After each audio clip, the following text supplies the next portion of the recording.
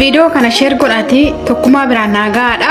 Mi'aayoo asirratti argitan tana jarri kun diraama 16,000 Itoophiyaa ergina jedhanii akka fuudhanii Dubaay ajimaan jiraatu biriishi jala nyaatanii mi'aayoon amma dhukkuban taanii qabamtee asirra jirti jechuudha. Mi'aayoon afaan funyaan inni keessa yaa'a jechuudha.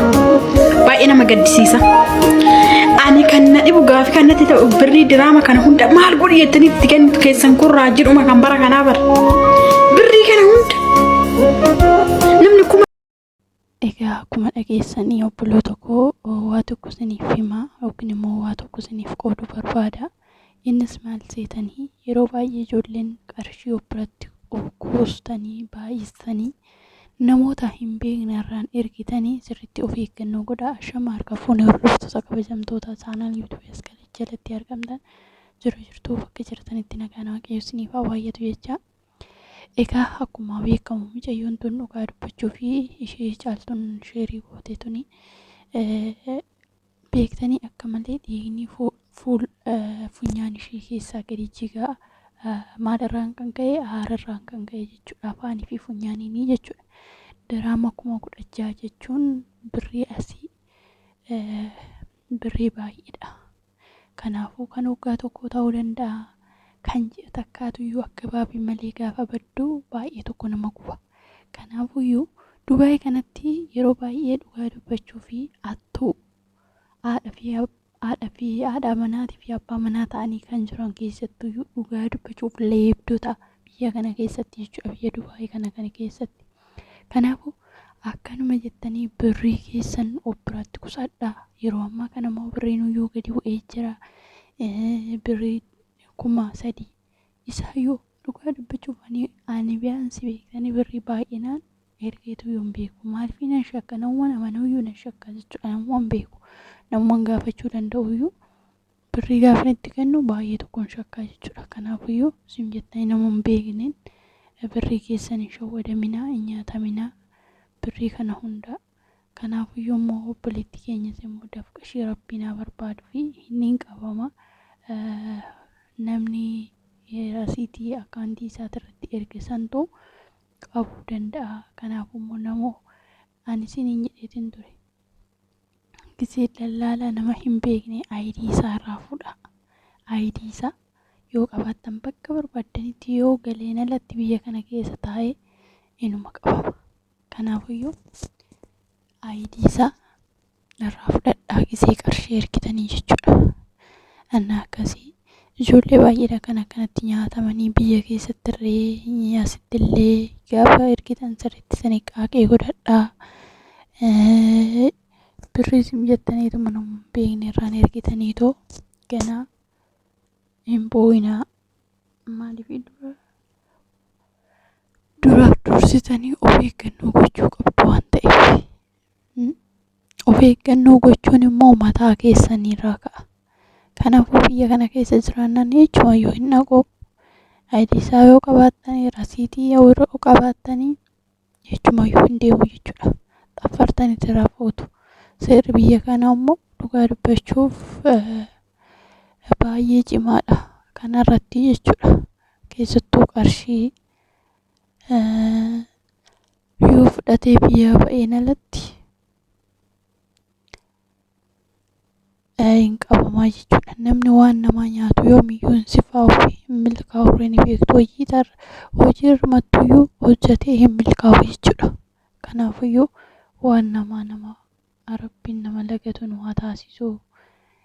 Warroota waan namaa atiif ta'anii bulan immoo akkasumatti dhugaa dubbachuuf sammuu isaaniif yaa deebisu, qalbii isaaniif yaa deebisu jenna. Kanaafuyyuu walirraa baradhaa.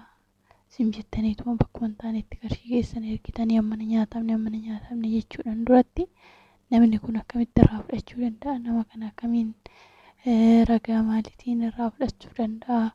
Yookiin waggaa tokko waggaa lamarratti ergachaan ture jettanii waggaa hin qabdanii jechuudha. Alagaan alogamaa jechuudha.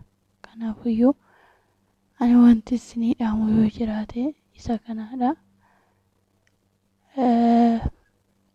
Ijoolleen immoo birrii keessan ergitan yeroo ergitanitti ID isaa qabadhaa, lakkoofsa bilbilaa, harkatti irra eeggannitu ta'e immoo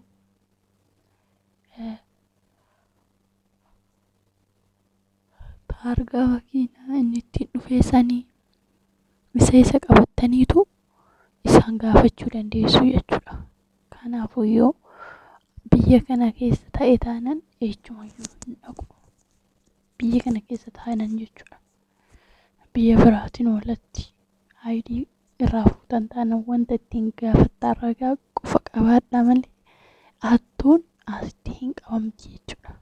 Kanaafuu ammas mucayyoo tana tasgabbii barbaachisaa, obsa barbaachisaa birriin ishee hin badu. Rabbiin immoo Aqashiir birrii kana hunda dhabuu jechuun hedduu takka namatti dhaga'amaa dhugaa dubbachuu fi kanaafuu waaqni ishee waliin yaa ta'uu ishee dhafee barbaadu. Namni biraa immoo namoonni akkasatti hin ergannaa birrii walitti cimmistee ergina jettan of eeggannoo godhaa. Birrii keessan yeroo ergitan addaan takaffalaatu ergaa malee birrii qabdan hunda walitti qabdanii ergituu ta'e sirrii miti. Hattuun biyya kana keessa baay'attee namni hojjetee hin nyaatu taa'etuma nyaachuu barbaada. Hin beektu akka Dubaay beektanii ofiif yoo rakkattee haadha manaatii fi abbaa manaa ta'anii nama mana keessa jiraatu keessattuyyuu dhugaa dubbachuuf namoota akkanatti qarshii keessa hin erginaa isiniin jedha. Maaliif yeroo baay'ee bakka ijoollee akkanumatti kan boojjisanidha. Yeroo baay'ee gochi akkanaa kun waan deddeebi'uufi isinii galee annaa akkasii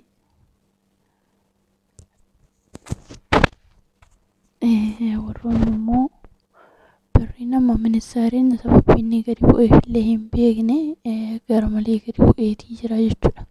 Qarshii keessan immoo yoo ergattan yeroo ergattanitti birrii gadi bu'aa dura 50,000 ergamaa ture dirhamni 50 ture amma 46 gad deebi'e. Kanaafuyyuu xiqqoo ishii obsa barbaachisaa.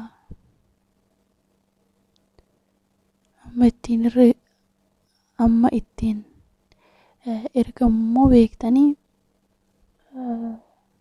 yeroo birrii san ergattan sirriitti of eeggannoo gochuu isinii galee.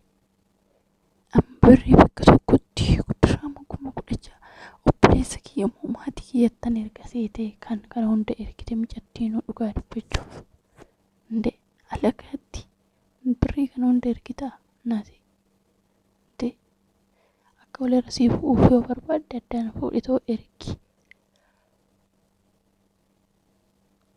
Akkanuma waan akkasiititu jira isiniin jedha obboloota koo. Hattuun baay'attee yeroo ammaa kanatti namni hojii dhabee sim jedhee osoo hojiin jiru hojjetee nyaachuun barbaadu dhalli namaa. Sim jedhee taa'ee nyaachuu hatuu barbaada. Kanaaf hunduyyuu hattuu bichaa taatee jirti. Kanaafuu of eeggannoo godhaa isiniin jedha obboloota koo. Gisee qarshii ergattanii keessattuyyuu ijoolleen haaraa nama dhuftanii nama hin beekne irraa hin erginaa. Birrii keessan du'aa fi ta'e nama hin beekne irraa hin erginaa.